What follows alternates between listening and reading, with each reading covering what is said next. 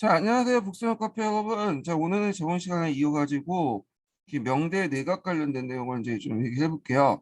이 명나라 때 이제 핵심 건부가 이제 내각하고 한간이거든요. 그래서 먼저 이제 내각을 이제 보면요. 자, 그 명말 총초에 항주이가 이 명의대방론에서 이 명의대방론이라는 책은 좀 외워두세요. 시험 기출문제 예문으로 많이 나오거든요. 그래서 서적 쓰라고 나올 수가 있어요. 그래서 한번 외워두시고 자, 명의대방론에서는 명대의 정치가 타락하고 부패한 것은 황제 독재체가 강하기 위해서 삼성을 폐지하고 육부를 황제에 직속시키는 데 그 원인이었다고 보고 있다. 그래서 재상제도를 없애는 것에 대해서 이제 상당히 비판을 했어요.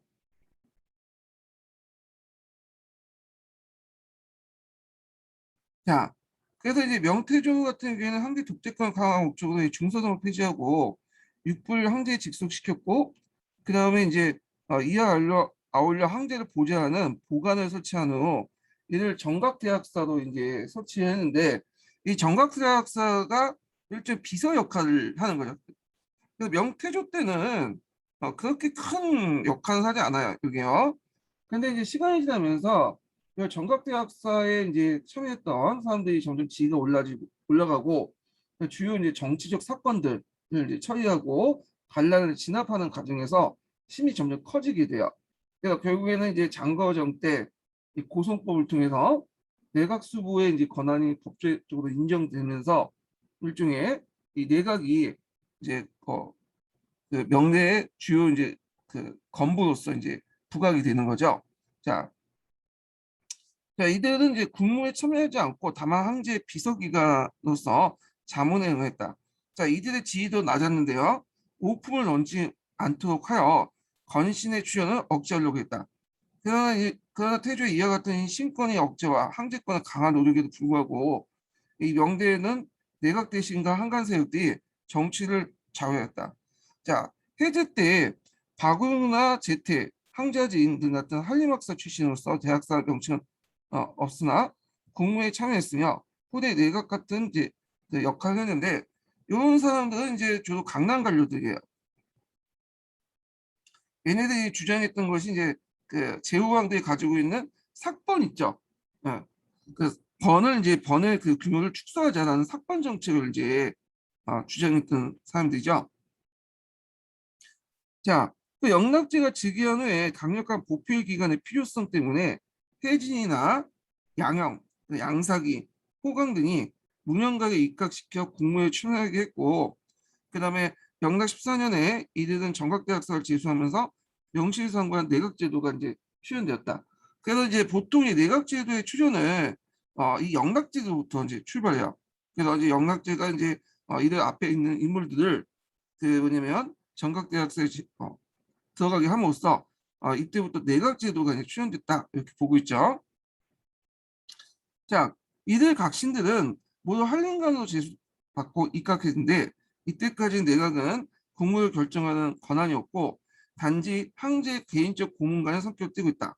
그러나 이후 계속된 6년 황제가 즉위되면서 전제권 행사가 불가능해지자 자연히 내각과 한간이 황제 권력을 배경으로 서로 대립과 당쟁을 벌이면서 그 정권을 행사하여 한간과 내각 대학사가 정치에 추격하게 되었다.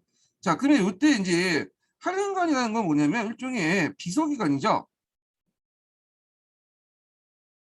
주로 이제 문안 업무를 이제 담당하는 비서기관인데 여기에서 이제 내각이라는 곳에 그러니까 정각대학사라는 것은 주로 이제 특정 그 지위를 그러니까 정각대학사가 이제 법제적으로 신설된 것이 아니라 우리가 이제 얘기하는 비번사처럼 일종의 임시적으로 만들어 놓은 거예요. 그래서 거기에는 특정한 간직을 가지고 있는 사람이 없어. 다만 이는 어떤 그 다른 간직에 겸직을 하거든요. 네, 겸직해갖고 이제 이렇게 참여하는 식이야. 그래서 되게 거기 정각대학사에 이제 참여했던 사람은 한림간직을 겸직을 하고 있어요. 그러다 보니까 여기 보니 한림간이나 보면 지위가 그렇게 높은 건 아니기 때문에 그 당시에는 이제 내각제도가 출현됐다고 해도 그렇게 힘이 크진 못했어요. 근데 이제 나중에 인종 때 들어가면 양삭이나 양형 같은 고관들이 이 내각 대신을 겸직하면서 그 지위가 상승됐고요. 성종 때는 이 삼양, 그 양사기, 양영, 양구가 그때 이제 숙부 한항이 반란을 일으켰거든요. 그걸 이제 진압하면서 권위가 이제 상승을 하게 돼요. 거기에 뒤에 이제 영종이라는 때 통합군의 변이 일어났죠. 그 영종의 복위하는 과정에 살문의 변을 일으킨 과정에서 이연의 공이 크게 이제 뭐냐 어, 이연이 큰 공을 세웠고 이연이 대학살을 맡기면서 권한이 점점 커지게 돼요. 그리고 이제 그 내각 수보라는 제도를 마련해요. 내각 중에 이제 제일 참여했던 사람 중에 제일 우두머리. 주로 이 내각 수보는 이부상성이 맡게 돼요. 이부상서가. 그러면 이제 점점 이제 그 관련된 내용을 좀 볼게요. 이 영락지가 죽고 나서 인종이 즉위하자 이 양사기는 예부신랑, 양형은 태사교 내각대학살 겸했고 이 양사기와 양형은 예전에도 그 영락제에도 참여했던 인물인데 그때는 이제 그 나이가 좀 어렸기 때문에 좀 젊은 그 사람들이죠. 한림관이었는데 이때는 이제 어느 정도 나이가 차고 그다음에 높은 관직에 있었어요. 그래서 이 사람들이 또 참여하면서 지위가 더 올라갔죠. 그의 내각 대신도 고관을 겸직하면서 그 지위가 급상승했고 권위가 강대하게 되었다. 자, 내각 대학사 자체의 풍계는 오품으로 낮았으나 이불상서 등 고관을 겸직하는 관리가 정착되고 내각의 정치적 비중이 높아지면서 내각 대신은 육부 장관인 상서와 대등하거나 이들 압도적인 위치에 서게 되었다. 자, 인종이 이제 그 홍의제가 8개월 만에 죽고요. 선종이 즉위하니까 이때 이제 삼양이라 부르는 양사기, 양영, 양부가 상서직을 겸직을 하게 돼요. 그래서 내각대학사의 실권이 점점 강화되었고 이때 이제 성종이 숙부였던 한항이 왕위 창탈을 목적으로 반란을 일으켰는데 삼양이 진압하니 내각 권위가 더욱 높아졌다. 그리고 영종이 9살로 즉위하고 삼양이 다시 이를 보필하면서 내각대학사 지위는 육부를 압도하게 되었다. 자, 영락제 시대 이후 정통시대까지 내각제는 이들 삼양에 의해서 확립되었다. 자, 그 영종이 통곡본의 변으로 몽골란 엑센의 이제 포로가 되었다가 이듬해 풀려난 후 동생 경태제가 몰아내고 다시 황제로 복위할 때 이연의 공이 컸어요. 이 황제를 복위할 때 그 사건을 탈문의 변이라고 하죠. 탈문의 변. 이거 암기 두시고요. 자, 그러면 영종은 그를 내각대학사로 등용하고 정권을 위임하자 관신의 세력이 커지고 이때 내각대학사 대신 중에 제일 우두머리권인 수보제도가 제정되니 수보는 재산 같은 실권을 갖게 됐다. 자, 수보는 이제 주로 누가 담당하냐면 이부상서가 이제 담당해요. 또한 내각 대시간의 순위를 겸하는 간직에 따라 정해지니 대체 이부상서가 겸하는 자가 수보가 되었다. 자, 그러나 이 수보는 제도적으로 이제 최고 행정기관이 아니므로 아까 이제 내각 자체가 이제 그 제도적으로 이제 어떤 규정된 기관이 아니라고 했죠. 비변사처럼. 그렇기 때문에 내각 수보의 권한도 관례적으로 권한이 주어질 뿐이지 실제 제도적인 권한은 별로 없어요. 예. 그리고 또 이제 내각 수보를 누가 맡느냐고 또 정해져 있는 것도 아니기 때문에 관례적으로 이부 상소가 맡는다고 이제 했지만 그래서 이제 하여튼 이걸 둘러싸고 이제 관료상호 간의 당쟁이 일으킨 원인이 되었다. 그래서 이부 상서 권한이 내각 수보의 권한이 이것이 제도화된 것은 앞에서 얘기했던 신종 때요. 장거정이 이 고송법이라는 것들을 만들어요. 그 뒤에 설명하겠지만 고송법이 만들어지면서 내각수부의 권한이 제도화되게 돼요. 예. 그래서 내각수부는 법적으로 이제 뭐냐면 권한이 인정받게 되죠. 자, 세종 때 가정 시기 때 대례 논의가 발생을 했는데 명나라도 이제 성리학 국가이기 때문에 대의명분이나 뭐 이런 것도 되게 따져요. 예법이나 자, 그러니까 이제 어떻게 됐어요? 네. 이 예법을 둘러싸고 대대 논의가 일어난 거야. 우리가 이제 예전에 그 조선시대 때 예성 논쟁이 일어난 것처럼 자, 대대 논의가 발생하여 내각이 공론을 내세워 황제권과 정면으로 대립하게 됐죠.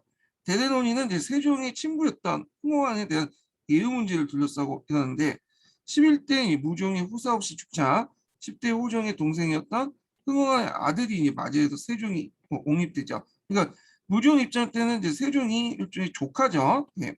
근데 여기에서 세종의 부친은 친부인 흥호왕이 아니라 호종의 대통을 계승했기 때문에 호종이 부친하고 주장을 시기했다. 왜냐하면 이제 그 당시에는 종법상 그 왕의 아들만이 왕이 될 수 있어요. 그러니까 그 원칙이 이제 입각해서 무종의 왕이 없어도 일단은 요 세종이 그 자기 친구는 아니지만 무종의 호족에 입적돼 갖고 이제 양자로 들어가서 왕이 되는 방법이 있어요. 그래서 이렇게 그런 방법이 왕이가 됐기 때문에 자, 그 세종이 입장할 때는 법제성은 무정은 어떻게 되는 가 아버지가 되죠. 근데 이제 실질적으로는 누가 아버지야? 흥흥한이 아버지잖아. 걔는 이제 무종은 이제 일종의 그 작은 아버지고, 자, 아니 큰 아버지죠. 그리고 이제 근데 이게 되게 복잡해. 그래서 그 호종을 이제 그래서 이걸 가지고 칭호 문제 가지고 이제 상당히 논의가 있었는데 이게 대대논이야. 자, 여기에서 세종의 부친인 친부인 흥호환이 아니라 호종의 대통령 계승이기 때문에 호종의 부친하고 호종이 부친이라고 이제 주장했고 당시 내각 수보였던 양정한 조법에 따라 종법이죠. 종법에 따라서 호종은 항고고 항고 아버지고 흥호환은 항숙부다라고 주장하니 이에 따라 세종은 친부의 흥원을 항고 호종을 항백고론지 할 것을 원하였다. 제가 말을 잘못했는데 이 호종을 그러니까 무종이 이제 밑에 들어가서 이제 양자 들어간 게 아니라 그 위에 호종 때 이렇게 해갖고 들어갔네요. 그러니까 좀 호종의 문제는 얘기한 것 같아요. 예, 좀 수정해 주시고요. 그래서 이제 호종의 입종에 따라서 왕을 계승했기 때문에 호종을 항백고 그래서 세종은 신부는 흥흥을 항고 이렇게 이제 부역권을 이제 원했고요.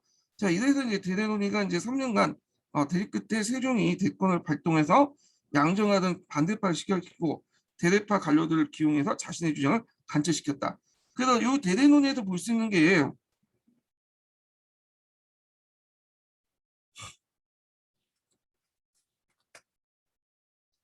그 정리해서 얘기하면 제가 이제 좀 약간 헷갈렸어. 여기 이제 설명할 때 왔다 갔다 해서 예. 자, 무종이 죽고 그 잠깐만요. 이것도 설명할게요.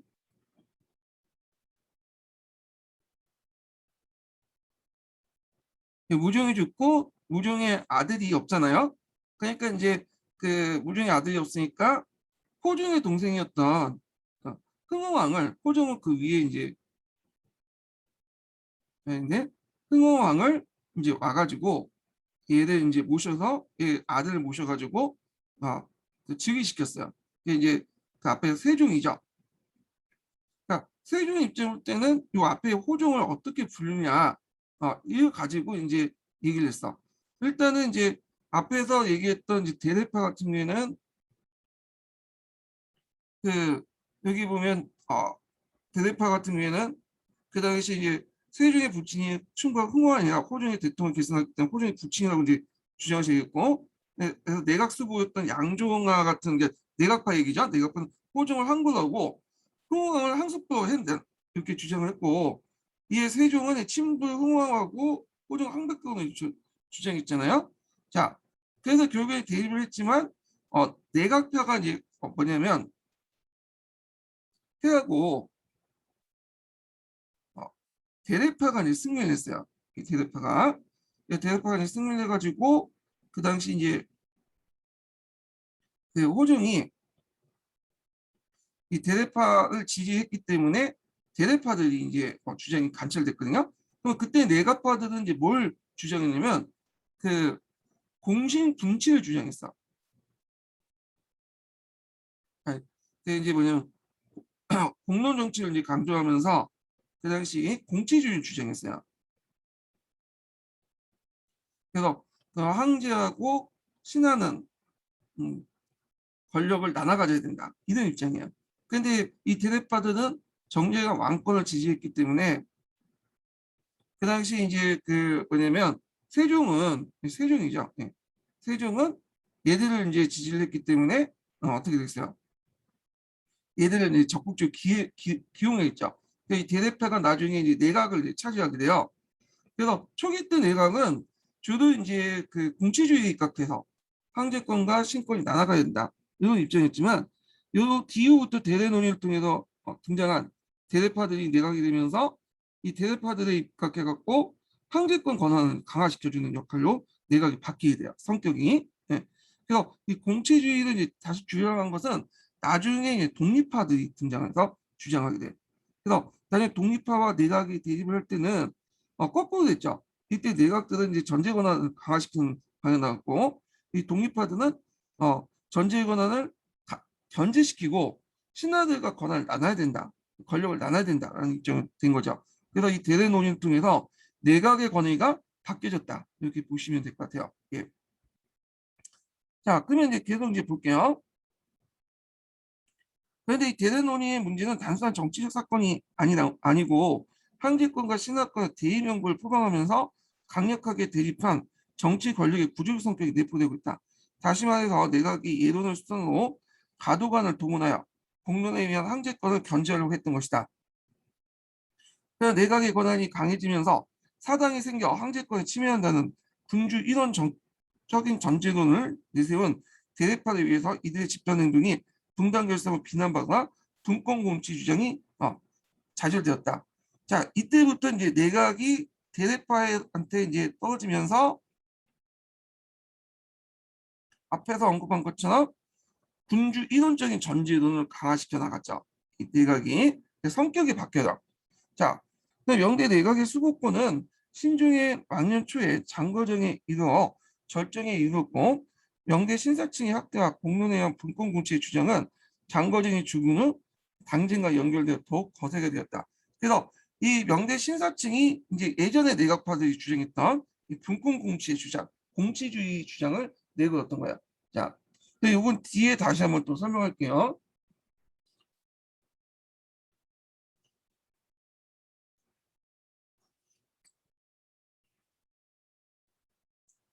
자, 명대 이제 한간의 이제 정치 농단을 보죠. 자, 여기 보면 이제 한간이 명대 때 이제 상당히 날뛰었는데 그 후에 들어가면 이제 한간들이 권력을 장악하고 그래요. 근데 이제 이거 이제 한번 볼게요. 자, 중국 정치사에서 황제권을 등을 한간이 전력을 농단하는 정치사회적 표현은 이미 진화 시대에 거쳐서 당대 그 절정을 이뤘다. 그러니까 한간의 전행은 황제의 무능과 밀접한 관계였다. 명예태조는 한간의 정치 개입을 막기 위해서 그 수를 제한하고 문맹자를 임용하였고 그를 배우지 못하게 했을 뿐만 아니라 간이도 사품 이상 모이지 못하도록 제한을 뒀다. 태조의 냉단 정책에 불만을 품고 있던 한간들은 정난의 병 때 선주와 내통하면서 수도 함락의 공을 중용되면서 그 세력이 점차 커져갔다. 자, 선조는 그 특무기관이었던 동창을 설치해서 요거 기간 외워두셔야죠. 가끔씩 영화에도 많이 나오더라고요, 이 동창이. 자, 동창을 설치해서 한간하여금 이를 장악하도록 했는데 이것이 한간 세력 확대의 결정적 계기가 됐다. 즉, 한간이 전국에 파견되어 군대를 감독하고 세력 진술을 관여하여 감민을 관찰하게 되었다. 그래서 이제 이에 동창은 일반 관료들을 지휘할 수 있는 한간 세력의 거점이 되었고요. 그 장관인 사립대감이 권한이 막강했다. 특히 황제가 구두도 말하면 한간이 이를 기록하여 내각에 전달했으므로 이를 통과하는 사립대감은 황제 전지에 자기 뜻을 첨가하게 되면서 황제 조치를 위조하기도 했다. 자, 이 관련된 내용이 그 강자중국사에 있어요. 요걸 이제 좀 약간 설명을 좀 할게요. 제가 강제중국사를 바탕으로 해서 표도 이제 잠깐 만들었는데, 자, 여기 보면 이제 우리가 이제 육조직계제나 의정부 서사제 한국사에서 얘기하잖아요. 그래서 이제 황제가 모든 권력을 이제 갖고 결정은 다 하지만 이 의사결정 과정 속에서 이제 자기 뜻을 황제나 밑에 있는 신하들이나 한관들이 자기 뜻을 이제 뭐냐면 전달할 수 있어. 그리고 이제 또 심지어는 결정할 수도 있죠. 그런 걸 이제 좀 보는데 그럼 영대 때 의사결정 과정이 어떻게 이제 이루어지고 있는가 이게 좀 볼게요. 영락제 같은 경우에는 얘는 이제 황제권이 강했죠. 유능했던 황제야.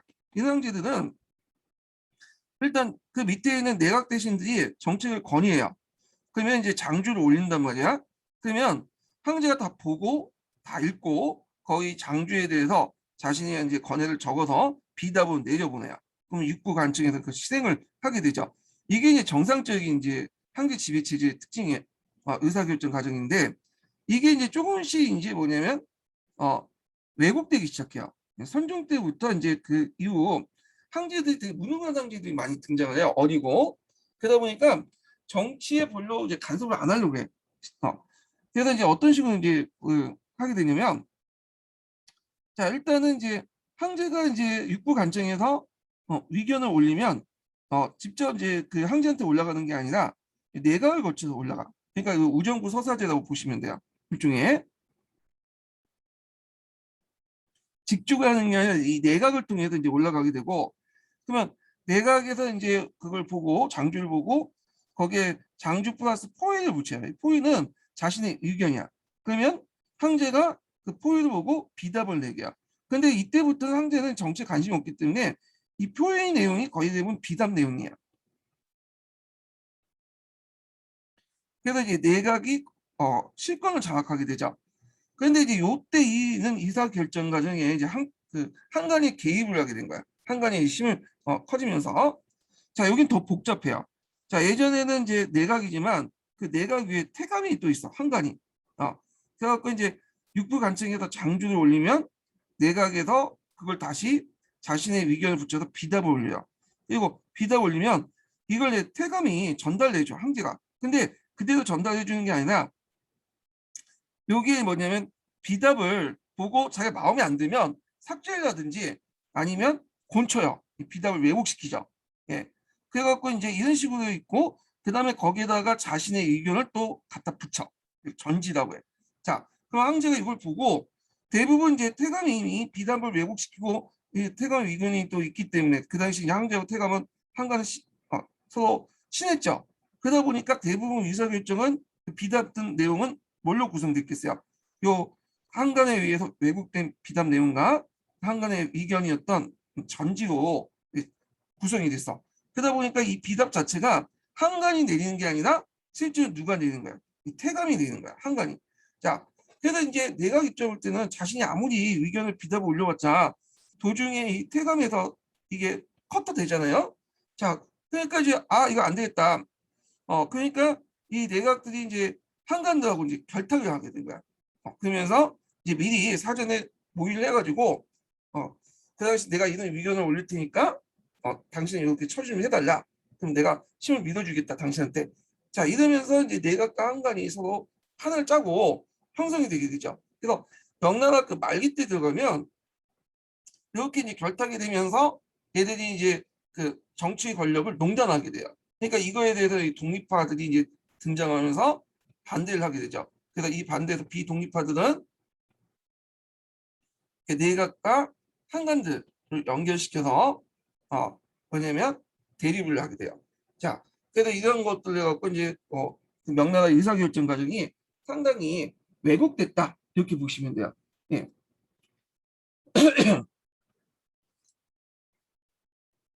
자, 그 다음에 이제 내용을 또 볼게요.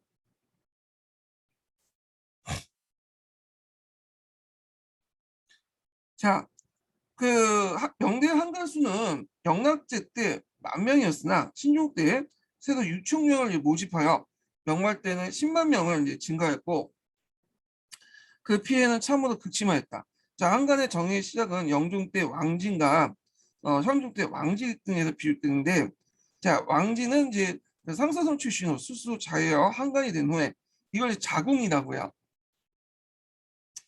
중요한 건 아닌데 그 당시 한간들이 권력을 많이 갖고 있다 보니까 한간들이 이제 자신의 그 뭐냐면 그 출세하기 위해서 자신을 많은 사람들이 자신을 출세시키기 위해서 자궁을 해요. 그 일부러 이걸 잘라버리는 거죠. 그래서 이제 한간이 되는 경우가 많은데 이 왕진이 대표적인 상이야. 그래서 이제 한간이 된 후 9살에 즉위한 영종의 부패하면서 정권을 장악하니 정치의 부패는 극에 달했다. 정통 14년에 몽골족 엑센이 남침하자 그 당시 왕진은 영종하여금 50만 대군으로 진정을 이제 친정을 강건하여 특히 토목권에서 참패해 영주의 포로가 된 거야. 그래서 이제 그 가정에서 왕진은 부장 범충에게 살해됐고 원래 이제 몽골 엑센이 영종을 이제 포위하고 이제 포로 잡았는데 영주 그 잡고 나서 이제 영종을 몸값을 요구했어요. 명나라 조정에. 근데 명나라 조정에서 몸값이 너무 비싸다 하면서 따로 이제 그 동생이 이제 즉위를 하게 되죠. 자, 그러니까 이제 그 몽골 입장일 때는 영종이 필요가 없게 된 거야. 그래서 그냥 물려 보냈어요. 자, 하여튼 이렇게 해서 몽골령이 석방되니까 이제 영종의 지위가 딱 예매하죠. 상황으로 이제 물려났긴 했는데 그 사람이 상황이 된 거잖아요. 근데 그 밑에 있는 동생이 경종인데 이 경종의 입장 올 때는 그 이 영종이 상당히 부담스러운 거예요. 근데 이 사람이 이제 스스로 물려난 것이 아니라 포로 잡혔다가 어쩔 수 없이 물려난 거잖아요. 그러니까 이제 궁에 유폐를 시켜놨어요. 그리고 나서 자기가 이제 정치를 하기 시작한 거죠. 이때 이제 경종은 을 도와 우겸이 정치개혁을 단행하여 선정을 하였다. 그러나 1457년에 한간 조길상과 대학사 이현이 쿠데타를 일으켜서 영종을 복위시켰죠. 이걸 탈문의 변이라고 했죠. 두 사람이 대립하며 정권을 행사했으나 조길상이 군사정변을 계획하다가 추설됐고요. 자, 그리고 1464년에 영종이 죽고 18세 현종이 즉위하였다. 현종은 한간 왕직에게 대권을 주니 한간 전역이 더욱 심해졌다. 그런데 그 다음에 호종이 즉위했어요. 이 호종 때는 잠깐 이제 중흥의 시기를 맺게 돼요. 네. 그래서 이거 홍치 중흥이라고 하는데 이 사람은 이제 상당히 똑똑했어요. 그래서 양간의 정치를 간섭을 척결하고 정치를 쇄신하니 이걸 홍치 중흥이라고 한다. 홍치 중흥과 관련되어 이제 개혁 중에 하나가 뭐냐면 앞에서 말하는 의사결정 과정 있죠. 의사결정 과정을 고쳤어. 여기 보면 한간이 개입돼갖고 의사결정 막 지멋대로 했다고 했잖아요. 그러니까 이제 이걸 고쳐가지고 영락제 시스템을 다시 바꿔놓은 거야. 이렇게 황제가 직접 내각 대신들의 정치권을 받고 직접 비답을 내요. 그래서 상당히 열정적인 황제였어요. 근데 아쉽게도 그 명나라 그 황제가 죽은 후에는 제대로 된 황제가 없었어요. 또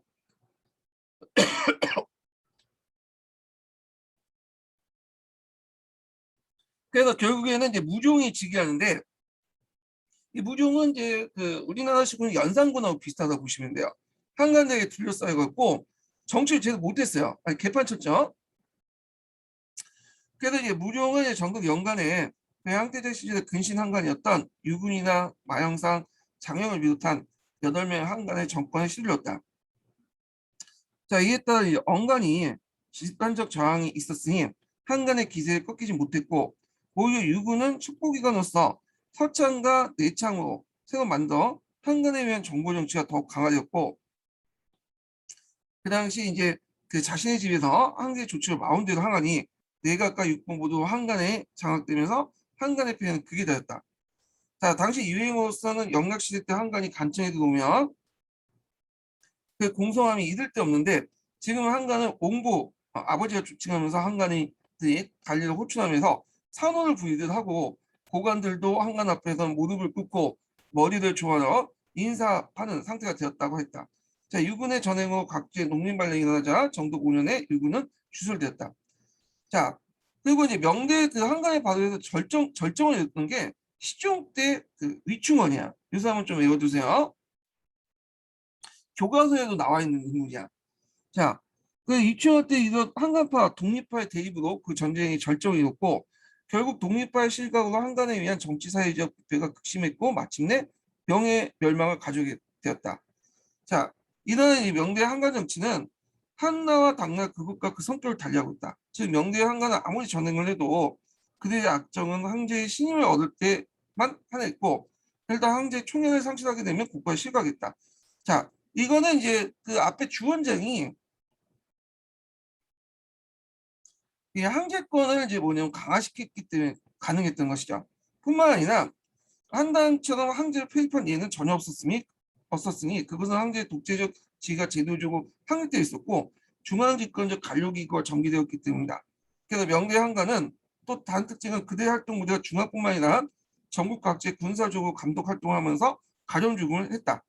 그래서 이제 명대 한가의 특징들이 세 가지가 나왔죠. 첫 번째로는 그 한가에 아무리 권력이 있어도 황제가 살아있을 때만 황제 총애만 있을 때 권력을 누릴 수 있었고, 두 번째는 한나라와 당나라처럼 황제를 폐입한 예가 없었고요. 그걸 이제 가능했던 것이 그 황제 독재적인 어떤 지가 제도적으로 확립됐다는 거. 그리고 세 번째로는 중앙뿐만 아니라 전국 각지의 군사적 감독 활동하면서 가정주군했다. 그리고 그 명대 한가 정책 특징 그러니까 배워두세요.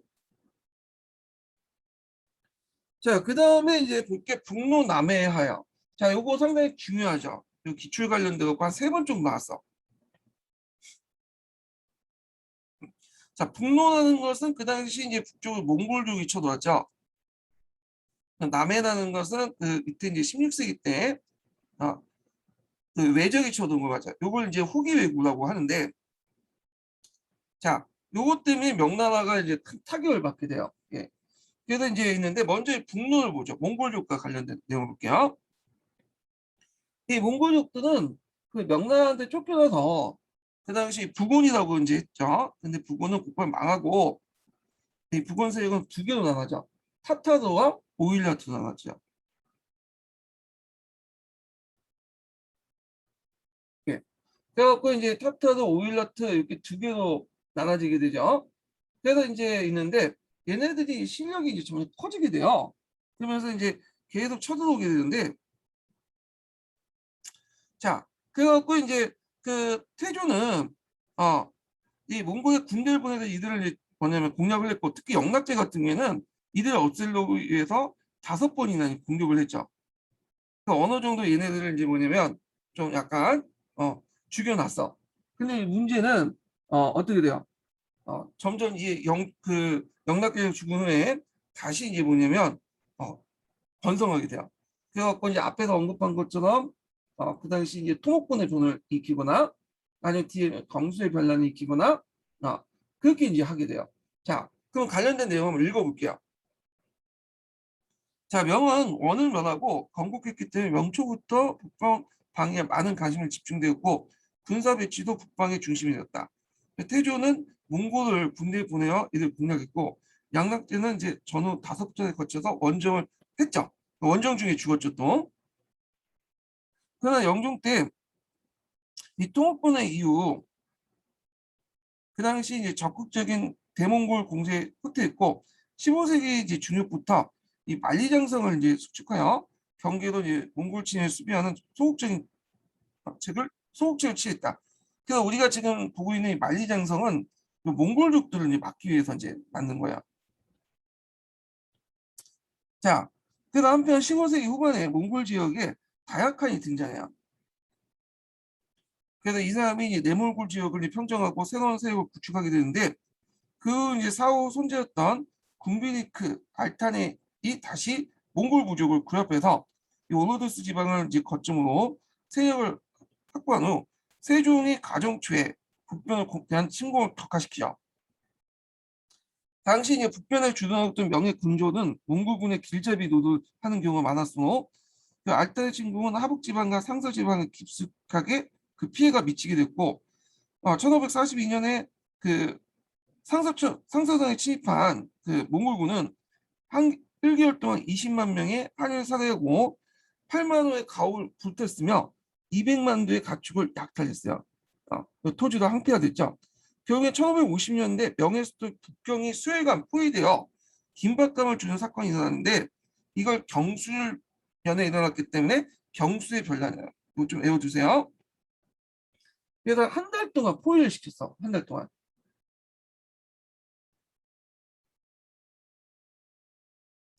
그러면 이제 만리장성이 있는데도 불구하고 이 몽고족들이 왜 이렇게 쳐들어가냐 이거 보면 이 만리장성이 있어도 이 만리장성이 군사적인 어떤 효용성은 별로 없어요. 요 만리에 있는 장성들을 다 지킬 수는 없잖아요. 그래서 뭐 산해관이나 중요한 요지들만 이렇게 지켜.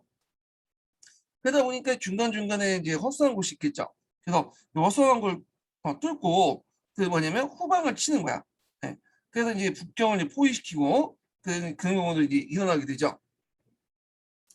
자, 몽골족의 유목생활은 중국의 물자 절대적으로 필요했기 때문에 그들의 명가의 국경무역 개설을 요구하면서 침입을 했던 것이다.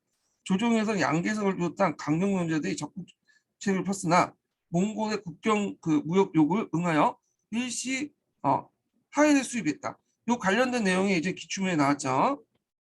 그래서 그 대동을 비롯해 국경 요지에 마시를 개설한 거야. 이 마시는 말을 이제 갖다 파는 거야. 그래갖고 주로 이제 몽골족들이 팔 수 있는 것이 주로 말이겠죠. 말을 팔면 이걸 이제 말을 사줘요. 예. 그 명나라가. 그리고 이제 몽골족이 요구하는 이제 일상 물자들을 갖다 파는 거야. 근데 명나라가 되게 손해를 봐요. 왜냐면 말이 괜찮은 말이면 젊고 싱싱한 말이면 괜찮은데 그 말 자체가 늙고 거의 죽을 말들이에요. 그걸 거의 이제 평균값으로 이제 사주니까 명나라부터 손해를 보는 거야, 계속. 그렇지만 이제 몽골은 이제 값싸게 또는 무상으로 여러 물자를 또 얻을 수 있으니까 이익을 보겠죠. 자, 근데 이렇게 마신을 설치하지 않으면 몽골족이 계속 쳐들어오니까 이걸 뭐냐면 막기 위한 거예요. 일종의. 그래서 손해를 보면서까지도 이 마신을 이제 설치를 했고요. 알타는 숭양을 봉했죠. 그래서 이제 그 자손들 간작을 부여했다. 이 내용 기억을 해주시고요. 자, 그러면 이 마시가 이제 설치했으면 몽골족들 공격이 중지되냐? 그건 또 아니에요. 계속 공격해와. 그 관련된 내용이 그 예전에 기출사로 나왔는데 왜 그러냐면 이 알타칸이 그 당시 몽골 평원을 한 7, 80% 정도 이렇게 장악할 뿐이지 다른 부족들도 있었어요. 그리고 알타칸이 또 죽고 나니까 그 또 뭐냐면 다른 부족들 또 그 밑에 있는 부족들이 또 이탈돼 나가겠죠. 그러다 보니까 이제 이거는 그 알타칸하고 맺은 약속이고 우리는 상관없다 하면서 북경 그 부근에 말리장 부근에 넘어와서 또 계속 약탈을 하는 거야. 그래서 한동안 이제 또蒙나라 조정에서 어떤 논의가 있었냐면 이거 해봤자 얘네들한테 뭐냐면 맛이 열어봤자 그 있는 이익 보는 게 없다. 계속 얘들이 쳐들어오지 않냐. 그래서 결국에는 마시를 중단을 시켜보자. 폐쇄시키죠. 그래서 이런 마시를 다시 연 게 뒤에 있는 장거정이에요. 예. 장거정 입장일 때는 마시를 열어서 어떻게 하든 해임하는 게 좋겠다. 예, 군사비가 더 많이 나간다. 마시에 차라리 군사비 나가는 돈을 가지고 마시를 열어갖고 좀 손해 보는 게 낫다. 그렇게 이제 생각을 했던 거죠. 자, 하여튼 이렇게 계속 볼게요. 그 명가 몽골 간의 무역품은 명나라는 견포, 쌀, 보리, 철, 소금이 생활 필수품을 가져갔고 몽골로부터 금, 은, 말, 소, 양들을 수입하였다. 자, 몽골의 침입으로 명이 입은 사회경제 타격은 막대했다. 특히 북변을 방비하기 위해 군사비로 호구에서 진출하는 경호원 의뢰는 매년마다 증가되어 결국 이는 농민 조세 부담을 이뤘고 이러한 북로의 피해는 방방 농민뿐만 아니라 전 국민이 큰 피해를 가져 농민 말의 원인으로 작용했다. 예. 자, 남해를 볼게요. 남해. 자, 남해는 이제 그 왜구를 얘기하는 건데, 이때 이제 왜구는 이제 앞에 정기예구와 후기예구가 있어요. 예. 그 한번 정리를 좀 해볼게요.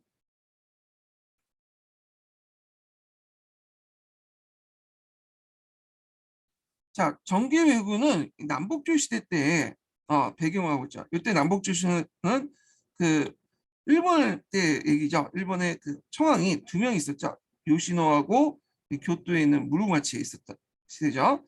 그래갖고 이제 뭐냐면 청왕이 싸우는 과정에서 각각의 이제 휴고다인모들이 붙어갖고 싸우게 되는데 이때 이제 그 조선과 중국을 대상으로 식량과 인력을 약탈했고요. 그것이 이제 가반 무역의 시식 배경이 돼요. 후기 때 이제 외국을 특징을 보면 자 이때 일본은 전국 시대였어요. 정치가 상당히 불안했고 또 명나라 해금 정책을 했죠. 그러니까 이제 그 이쪽에 강남에 있는 상인들은 이 명나라 해금 정책 때문에 밖으로 공식 못 나가잖아요. 그러니까 이제 얘네들 입장일 때는 이걸 뚫기 위해서 밀무역을 하게 돼요.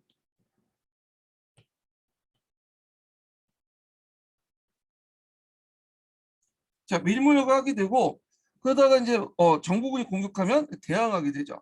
그래서 얘네들이 어떤 식으로 대항하냐면 왜구의 복장을 가지고 이제 차리고 미대에 왜구처럼 이제 머리 밀고 혼도시 차고 이런 식으로 해갖고 이제 뭐냐면 싸우게 되니까 그래서 이제 이들을 중국인 왜구라고 하는데 이 당시 후기 왜구는 가짜 왜구가 되게 많았어. 그러니까 진해보다는 진짜 왜구보다는 이렇게 명나라 해금 정책을 뚫기 위해서 그렇게 이제 해적들이 그 중국 해적들이 이제 뭐냐면 외국 형태로 해갖고 싸우는 가해가 많았어요. 가짜 외구가 있죠.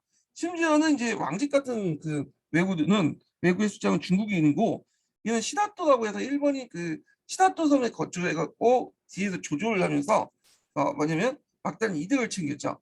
자, 그래서 이제 명예 해금 정책이 상당히 큰 역할을 했다. 좀 기억을 해두시고 그 과정에 중국인 왜구들이 상당히 많았다는 거. 그다음에 대명 무역권의 어떤 둘러싼 상인과의 투입. 그래서 이 과정에서 갑판 무역이 중지됐는데 그 관련된 내용이 예전에 기출문에 나왔죠. 네, 그래갖고 이제 그 당시 요거는 하여튼 요거는 좀 이따가 이제 읽으면서 좀 하죠. 자, 특징은 외인보다는 진짜 외인보다는 중국인이 더 많았고 그래갖고 주한이나 호정원, 척계강, 척계강 등에서 활약으로 왜군이 격파되었다. 이렇게 기억을 해주시고 이 척계강은 우리한테 좀 알려져 있죠. 기호신서도.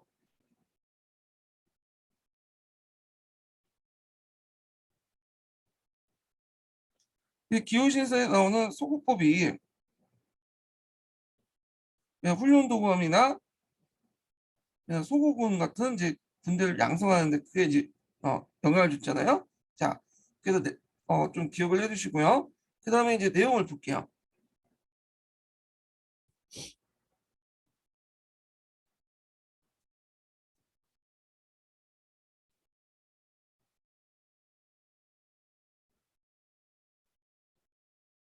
자, 여기 보면 동로해화가 이제 진행되고 있을 때 동남 해안 지방에서 왜구에 의한 노략질이 계속되었다. 왜구의 원인은 그 당시 일본 국내 사정, 무르마치 막부의 약한 후 지방세를 통제하지 못한 점과 전국시대죠. 그리고 대명 무역권을 둘러싸고 갑합을 둘러싸고 감합을 둘러싸고 이런 상인 간에 어떤 일어난 패권 다툼이 도화전했다. 이때 상인들은 일본 상인들이야.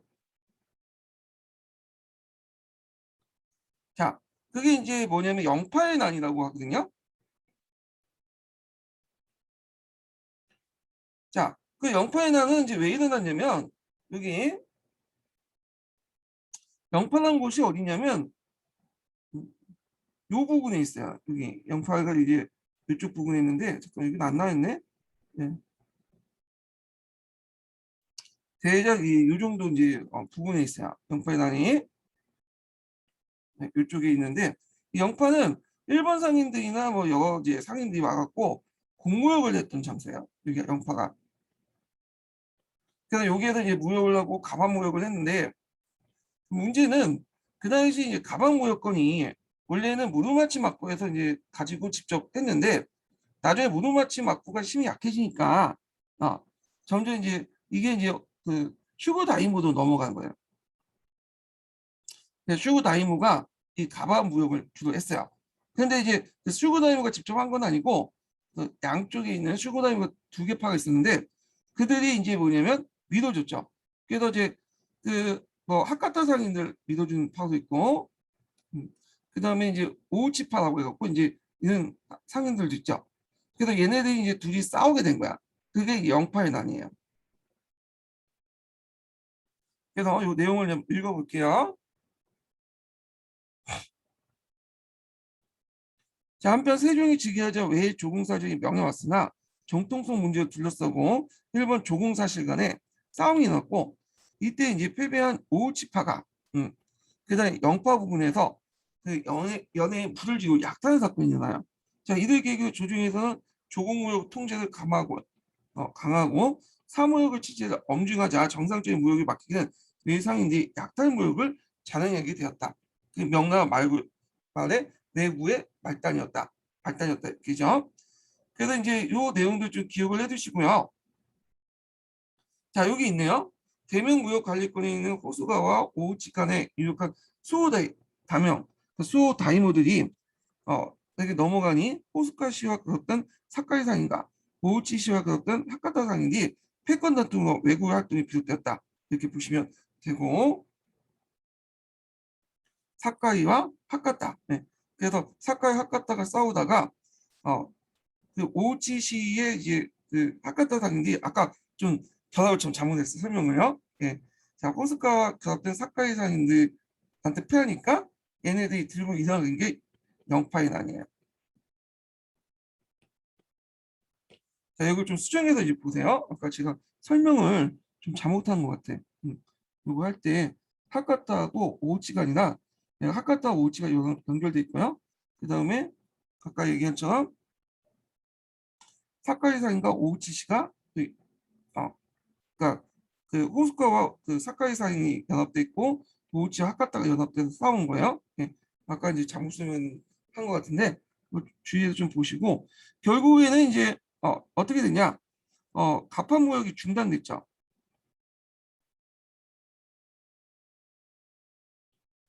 그리고 결국에 가판무역이 중단되니까 이게 이제 후기 왜구의 원인이 됐잖아요. 그러니까 명나라 조정에서는 다시 가판무역을 풀어줘요. 그래서 이때는 그 요 사카이 상인들 중심으로 해갖고 이제 했는데 문제는 이제 나중에 시간이 지나면서 이 호소카 씨가 이제 그 도요토미 히데요시에게 멸망을 당해요. 그래서 자연스럽게 사카이 상인들도 더 이상 가판무역을 못하게 돼. 그래서 자연스럽게 없어지게 돼요. 예. 자, 하여튼 잠시 중단될 때 후기 외구의 어떤 배경이 되었다. 이렇게 좀 기억을 해두시면 되고 이 관련된 내용이 이제 기출문이 나왔어요.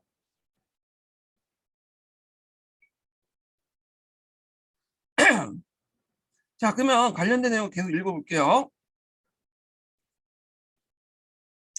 자, 왜구는 수십 명이 떼를 지어서 소부대도 해안에 악탄한 후 민첩하게 달아나고 그런 경우가 많았고 또 때에 따라 내륙 깊숙이 침입하기도 했다.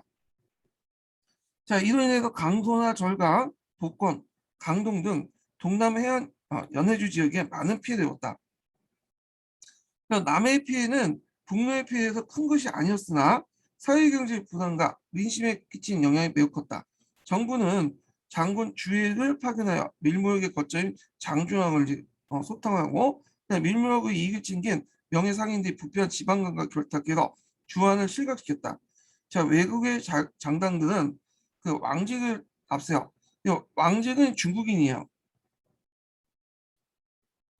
자, 중국인들 앞세워갖고 이 중국인 신학도에 이제 거점을 두고 뒤에서 조종을 했던 사람인데, 자, 이렇게 앞세워서 당시 경력한 그 약탈 무역을 자행했으나 조종에서는 호정원을 총두고 대토를 당해 왕직을 체포했고, 또한 척결경을 이제 하려고 그 당시 이제 그 외의 주력을 복권 평행에서 격파하여 40년간 계속된 외구의 할을 겨우 꺾게 되었다. 그래서 척결경 관련된 내용이 기억을 해두시고 이때 얘네는 소부대 단위도 이제 원항진을 쳐서 근접전에 대응을 했고 그 다음에 이제 그 브랑키포나 뭐 이렇게 이제 포를 이용해 갖고 원거리 적을 격파했죠. 그래서 총포류를 이용해 갖고 외적을 격파했어요. 그래서 이런 총포로 무장한 강남군들이 나중에 임진왜란 때 많이 왔죠. 그래서 우리나라를 많이 도와줬죠. 예. 그래서 이런 것도 좀 기억을 해두시고요. 여기 이제 그 요 내용이 좀 빠진 게 뭐냐면 진해 그 위에 요 내용이 빠졌네. 네, 예전에 구동구에 있었던 내용인데 여기에 빠졌어요. 네. 그래갖고 이제 중국 측에서 요거 잘못된 거다. 오히려 이제 진해가 많지 무슨 위해가 많냐. 그래갖고 최근에 이런 식으로 방박을 하다 보니까 빠진 것 같아. 빠진 것도 있고 그리고 일본 애들이 외구를 이제 얘기를 할 때 외구들은 대부분 가짜 외구다 많았다. 이런 식으로 이제 뭐냐면 얘기를 하니까 빠진 것 같은 느낌이 들어요. 이 부분이. 자, 그 다음에 이제 하여튼 이건 구동계에 있어요. 그 관련된 내용이. 장거정의 혁신 정치를 볼게요. 이 장거정의 이제 정치는 상당히 중요하죠. 기출문제에 많이 나왔어. 기출 한 두세 번 나왔기 때문에 요거 꼭 기억을 해주세요. 자, 세종의 장기간에 거친 부패 정치가 막을 내리고 윤경제가 24살 때 즉위하게 되는데 이때 목정은 급사하고 열세의 신종이 등극하죠. 이 신종은 만년제라고 하죠. 이 사람이 40년 동안 통치했는데 친정은 30년 했고 10년 동안 그 전에 어릴 때 즉위했기 때문에 10년 동안은 누가 정치를 했냐면 장거정이 정치를 했어요. 예. 그래서 장거정이 이제 그 당시 그 북로 남해 하와 안호는 명대사에 짙은 이갑제 붕괴 등등 여러 사회 문제가 있었잖아요. 그러면서 이걸 개혁하기 위한 어떤 혁신 정치를 했다. 예. 이 내용을 이제 보시면 되고요. 그 앞부분까지는 이제 여기 두 번째 단락은 배경이죠. 장거정의 어떤 혁신 정치 배경인데 읽어볼게요. 자, 밖으로는 북로남해 화가 계속되었고 안으로는 명대사회가 지탱하여 모든 이갑제가 붕괴되면서 사회 전반에 큰 변화가 일어났다. 자, 이러한 급박한 상황에서 대학사인 장거정이 정권을 장악해서 10년간 가감한 혁신 정치를 추진했고 이 위기를 극복하게 되었다. 이렇게죠.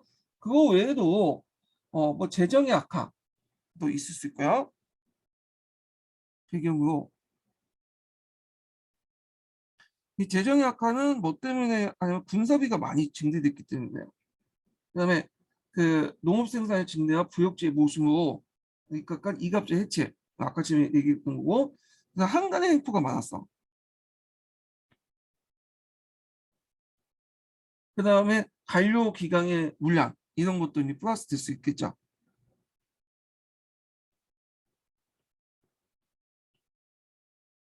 자, 장거정의 개혁 정치는 상당히 중요하기 때문에 이걸 읽기 전에 다른 책까지 연관시켜서 이제 좀 제가 정리를 좀 해놨어요.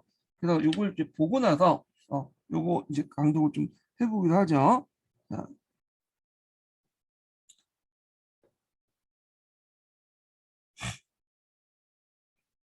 자, 일단 이 장거정의 특징은 이제 뭐냐면 이 사람도 이제 권력을 쥐고 있는 한간의 눈치를 볼 수가 없겠죠.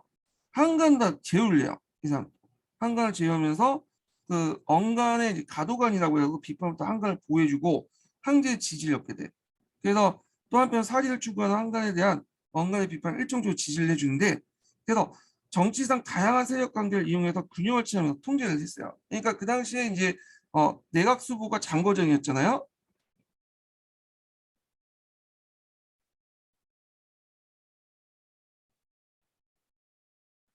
그리고 이때 이제 또 권력 기관이 한간이었죠. 한간에 반대했던 사람들이 가도관이야. 가도관은 언간이라고 보시면 돼요. 우리 식으로 따지면. 그래서 사관원, 사원부 이런 언간들인데 근데 이제 명나라 때 언간대 특징이 뭐냐면 우리처럼 사관원, 사원원처럼 특정한 기관이 있었던 것이 아니라 육부 안에 각각 있어요. 육부에 뭐 이부에 뭐 가도관이 있고 그 또 호부에도 가도관이 있고 자 하여튼 이런 가도관이 이 한관들 비판을 했어요. 그러니까 한간들 입장에서 가도관을 별로 안 좋겠죠. 그러니까 내각에서 이제 가도관을 이제 통제를 하는 거지. 비판을 적당히 해라. 그래서 통제를 하고 또 한간이 부정부패를 할 수 있잖아. 그러니까 이제 또 내 가도관을 동원해서 적당히 비판하는 거지. 한간은 근데 한간 너무 과도하게 비판하지 않고 그래서 한간한테 이제 그 가도관의 어떤 많은 비판들을 나름대로 케어해주고 그리고 한간이 좀 많이 부정부패에 빠졌을 때 가도관부터 적당히 비판을 또 해주고 이런 식으로 해갖고 이 한간과 가도관을 절저하게 뭐냐면 균형 유지해갖고 자신이 통제를 한 거야. 예. 그래서 이걸 바탕으로 개혁 정치를 했던 거죠. 그래서 한간, 가도관, 내각 삼각관계를 통해서 세력 균형을 통해서 그 뭐냐면 정치를 했다. 이런 걸 좀 기억을 해두시면 될 것 같아요. 자, 그런데 이제 내용을 좀 볼게요. 고송법부터 이제 보죠. 자, 고송법은 이제 관리의 기강을 봐줬고 행정개혁을 하기 위한 건데 관리들이 제대로 일을 안 했어요. 그 당시에는. 그래갖고 한번 주어진 일은 기한 내로 해라. 그래갖고 이제 그 했던 것이 고송법이야.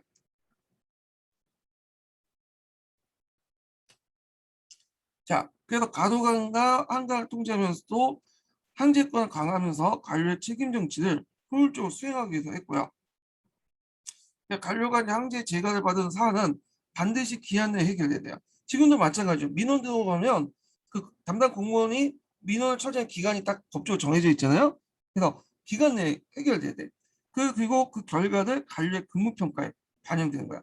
그래서 공무처리 보고의 문책을 세 번을 작성하게 되고 지방, 유가, 내각이 전달해요. 그래서 각 기관이 상호 견제 및 경쟁하면서 관료들에게 상보를 통해서 이를 독촉하는 그런 시스템이죠. 그래갖고 이제 관리가 있으면 얘네들이 이제 그 중앙 관리면 이건 육가에게 전달되죠. 육가는 육부에 있는 가도관을 얘기해요. 그리고 지방은 지방에 이제 수장들에게 전달되죠. 근데 얘네들이 이제 관리 감독을 못하면 누가 이제 하게 되면 내각이 하는 거야. 내각이. 자, 그런 식으로 이제 하게 되죠. 자, 그래서 이제 최종적 관리 감독권은 누가 갖게 된 거야? 내각이 갖게 되는 거야. 그러면 이 내각의 그 최고 수장은 누구죠? 내각 수보죠. 그러면 이걸 통해서 내각 수보가 관리대의 감독권을 갖게 되면서 어떻게 돼요? 법제적인 어떤 지를 인정받게 되죠. 자, 그래서 수보의 권한이 법제적으로 보장되면서 관료 통제가 가능했다. 그 기억을 해두시고요. 자, 그 다음에 이제 강제중국사 내용은 이제 밑에 있으니까 한번 각자 읽어보세요. 예. 그 다음 외교력을 보면 경솔 지분 이후에 이제 몽고에 대한 회유 아시를 설치하죠. 그래서 요거는 중간에 이제 설치됐다가 앞에서 또 폐지됐다가 또 요때 설치가 돼요. 예. 왔다 갔다 해요. 예.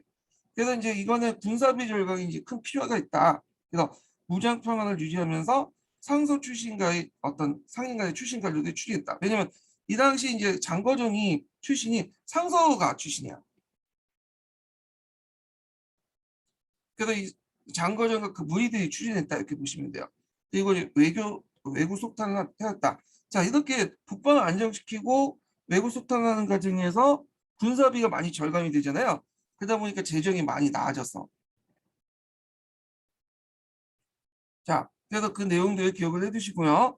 자, 그 다음에 일족편법을 시작했죠. 네, 요거 상당히 중요하죠. 그래서 이제 일족편법을 시작하기 전에 여러 가지 이제 많은 변화사, 세제상 많은 변화상이 있어요. 근데 이건 뒤에 좀 설명하고요. 근데 요 일족편법 내용은 보면 자, 배경은 자, 은경제 보급됐고 대토지 소유가 확산되고 상품화폐 경제 발달로 토지 소유가 복잡화되면서 또 이갑제가 분기됐죠. 그러다 보니까 은경제가 이제 보급되면서 관리의 그 공급을 은으로 지급하기 시작해요. 그럼 은으로 세금을 걷게 되잖아요. 자, 이런 것이 가능하다 보니까 강남에서 이제 뭐냐면 은으로 이제 세금을 걷게 되고 그것이 강부금이 확대되기 시작해. 그래서 이게 통합되기 시작한 것이 이제 일주편법이야. 그래서 복잡한 구역이나 이 징수체계를 정비해서 징세 혼란과 민의 가중한 부담을 감소시켰다. 그래서 그 당시에 이제 상당히 세제가 복잡했는데 강남 세제가 있고 강북 세제가 있어요. 이거 따지려면 되게 복잡한데 하여튼 이런 세제들이 합쳐가지고 일조편법을 이제 만들어진 거죠. 그때 기준이 됐던 것은 강남 세제야.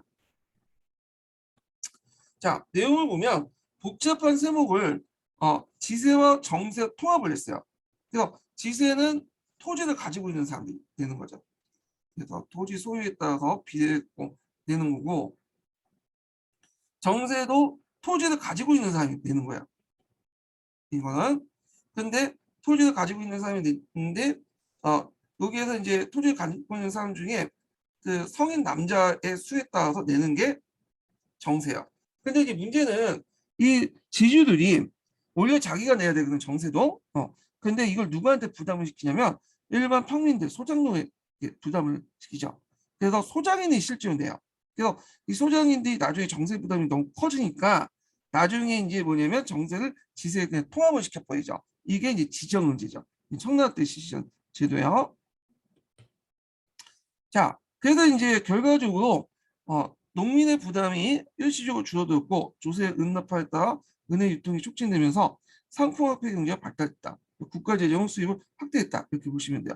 근데 주의할 것은 이걸 제대로 이제 지주에 내냐 그건 또 아니죠. 얘네들이 이 지주와 전세 다 누구한테 전가시키냐면 소작인들에게 전가시켜 버린 거예요. 예. 그래서 실제로 이 세금들은 거의 대부분 소작인들이 내요. 예. 원래 지주가 내야 되지만 이거 우리나라도 비슷하죠. 우리나라에서 이제 그 지주들이 국가에서 지주들에서 지세를 나빠져 가면 지세를 이제 소작인들이 전가시키잖아요. 이런 거와 비슷하다 보시면 돼요. 자, 그래서 그때 이제 많이 사용했던 이제 그 은이 마제은이에요. 마제은. 그래서 원래 홍무전이라고 이제 초창기 동전을 많이 사용했는데 나중에는 마제은을 사용해요. 이 마제은은 말굽처럼 생겼다 해서 마제은이라고 하거든요. 이건 국가가 만든 게 아니라 개인이 만들었어요. 개인이 은을 이제 농축시켜서 만든 게 마제은인데 이게 뭐 중요한 게 아닌 게 국가가 만들든 뭐 개인이 만들든 간에 이게 나름대로 이제 은의 가치만 유지하면 되니까 주로 이 마제은은 개인이 만들었다. 그래서 이 마제은은 명청 시대까지 계속 사용돼요. 이 시대는 그래서 명나라 때부터 청나라 때까지 사용됐던 것이 이 마제은이다 이렇게 보시면 돼요. 그러면 지금까지 이제 조세제도 변화 정리를 좀 해볼게요. 기출에 나온 걸 중심으로.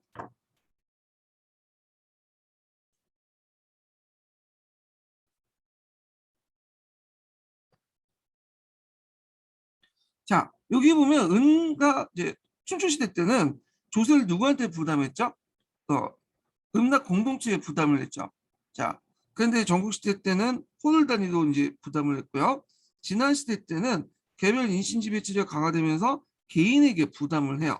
그리고 위진남북조시와 명중기 때는 양세법이 실시되면 호 단위로 다시 바뀌고요.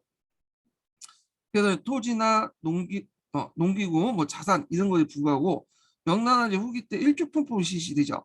그래서 호가 토지한테 부담을 하고 청나라 때는 다시 지정원제 토지로 이렇게 부담하는 이렇게 해서 결국에 청나라 때 모든 세금이 다 토지에서 나오게 되죠.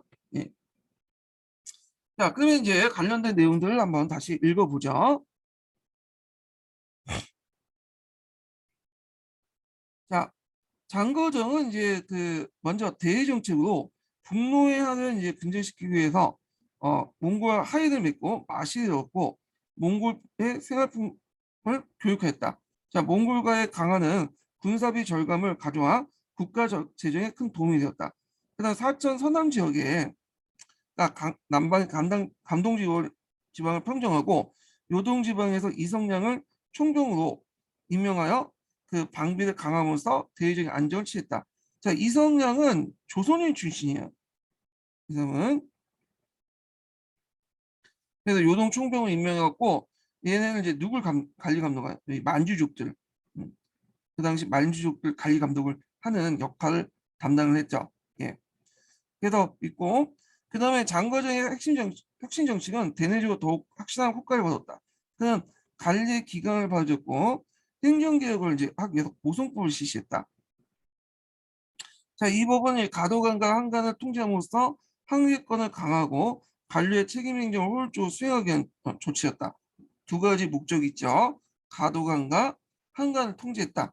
그리고 관료의 책임 행정을 효율적으로 수행했다. 그럼 어떤 식으로 통제를 했냐? 아까 이제 얘기한 것처럼 여기 의사결정 과정에서 이제 그 유가나 이제 지방 수령이 일단 관리대 근무평정을 하는데 여기에서 이제 제대로 못하면 내각이 잡는다고 했죠. 그래서 이때 내각이 이제 유가가 못하면 통제를 할 수 있는 그런 권한이 형성됐고요.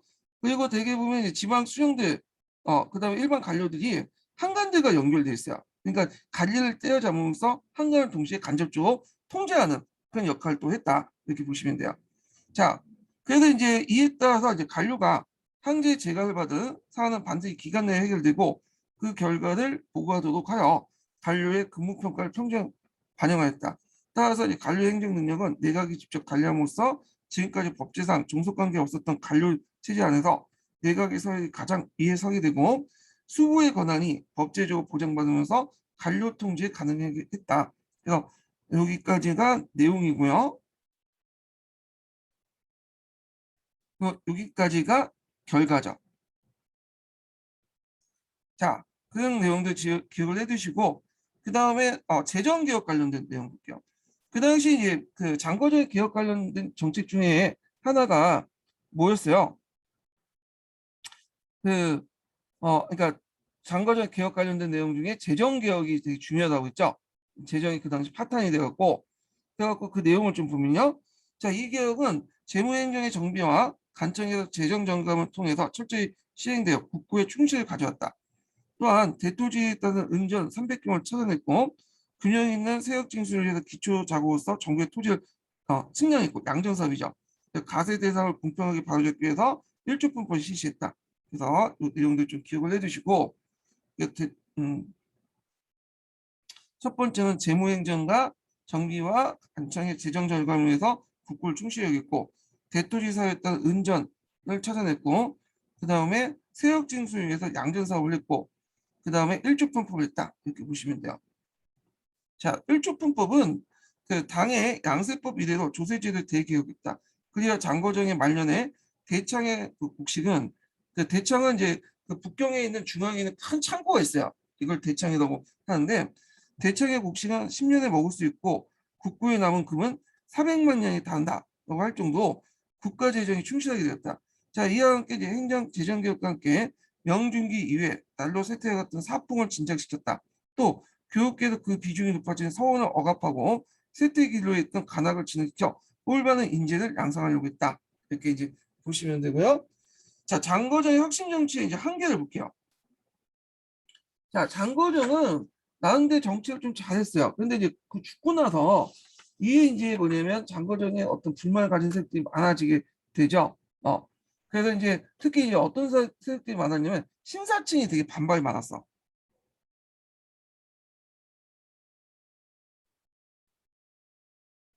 이 신사층은 이갑제가 해체된 이후에 항촌사의 지배 질서를 장악했던 계층이잖아요. 그래서 얘네들의 입장에 볼 때는 중앙정부가 간섭하는 걸 별로 안 좋아했어. 항촌의 문제는 항촌의 자치를 해결해야 된다. 그래서 이제 이들은 이미 이제 항촌의 이익을 대변하는 대변자 역할을 이제 하게 되죠. 그러다 보니까 장거정의 이제 정책 자체가 중앙 권력을 강화시키는 거잖아요. 그러니까 이제 중앙의 어떤 권력을 강화시키는 그 자체를 별로 안 좋아했다는 거. 그다음에 얘네들은 이념적으로 성리학적인 어떤 가치관이 있어요. 그래서 얘네들은 공체주의 입각해서 분권 공치를 해야 된다. 이런 것들 주장했죠. 자, 이걸 뭐냐면 그 황제가 독단하는 게 아니라 이건 신하들과 같이 통치를 해야 된다. 사대부와. 그래서 분권 공치를 내세웠는데 앞에서 언급한 것처럼 이제 그 장거정 같은 경우는 권력을 황제권을 강화시키는 데 이용을 했잖아요. 그 당시 내각은 이제 황제권을 대변하는 기관이기 때문에 그래서 되게 별로 장거정 안 좋아했고 거기다가 이제 더 안 좋아진 건 뭐냐면 그 당시 이제 이런 세금제도 있죠.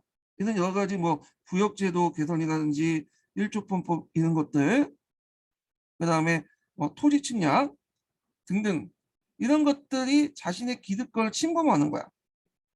예, 기득권을 침범하는 거고 그리고 특히 이제 이 신사층들 중에 이제 발언권이 제일 센 신사들이 뭐냐면 강남에 있는 신사들이에요.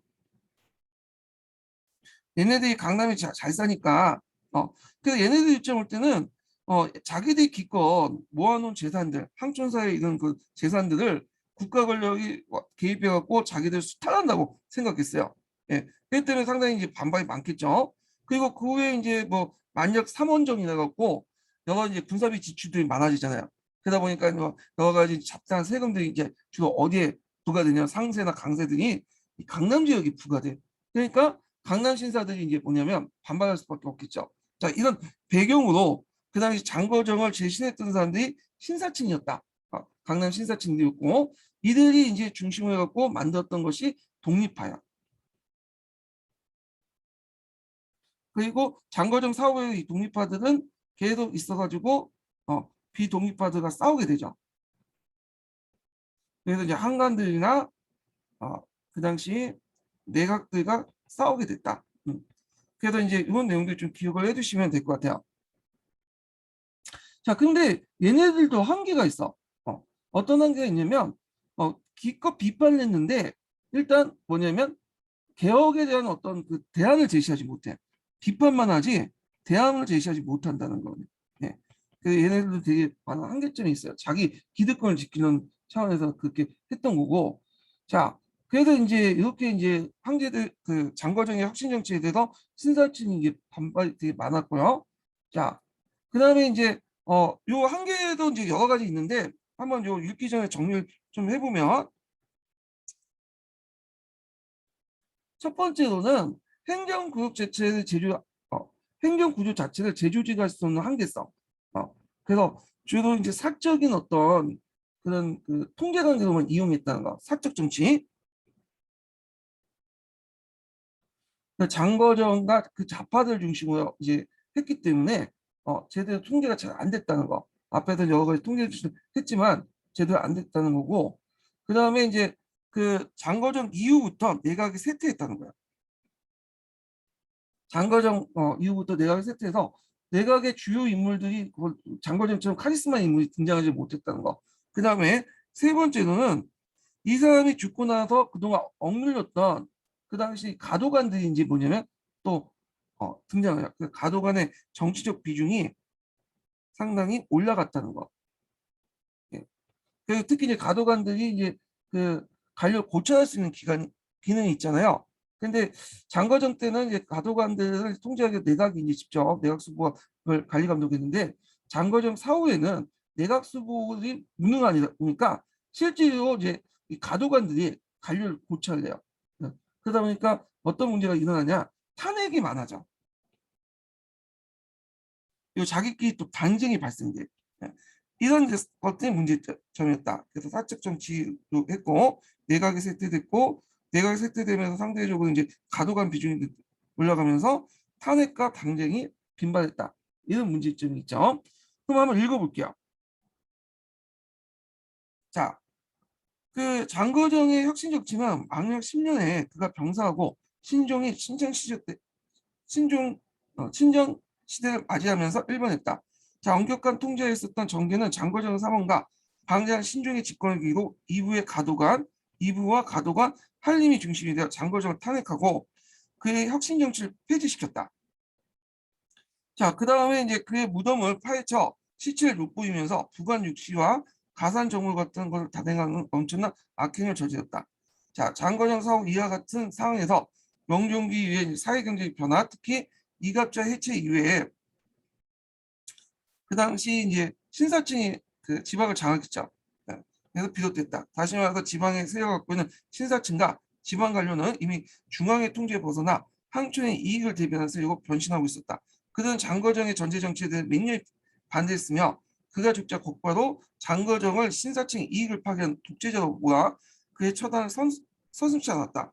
그 결과 명예 전제 정치 자체는 장거정의 죽음과 함께 붕괴되었고 명예 멸망도 이미 신중시대 때 시작됐다. 자, 명예재정 파트너 몰고온 만령 3대 원정. 이거 외워두시겠죠?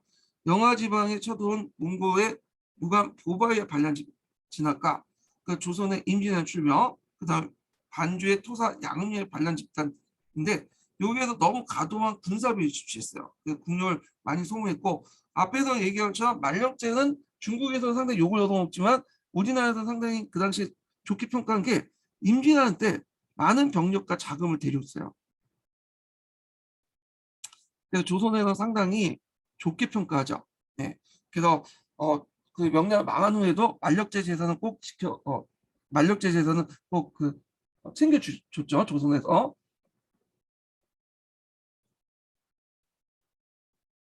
자, 명예재정 파트를 구하기 위해서 항제의 명을 받은 한간이 각지에 파견되어 은강살과 그다음에 물품 통과세를 이제 징수를 명목으로 대장에 의해 강제로 징수를 장인이 이른바 강세하다. 그래서 이때 이제 이런 것들이 이제 하다 보니까 군사비가 늘어나잖아요. 네. 지금 미국 같은 경우 이라크나 아프가니스탄 가면 거기에 투입되면서 군사비가 상당히 늘어났죠. 천조국이라 할 만큼 군사비 늘어났는데 미국은 채권을 발행해갖고 또는 달러를 찍어갖고 이제 뭐냐면 그걸 배울 수 있지만 그 당시에 그런 게 안 됐죠. 그러다 보니까 주로 이제 상세나 강세를 거뒀어.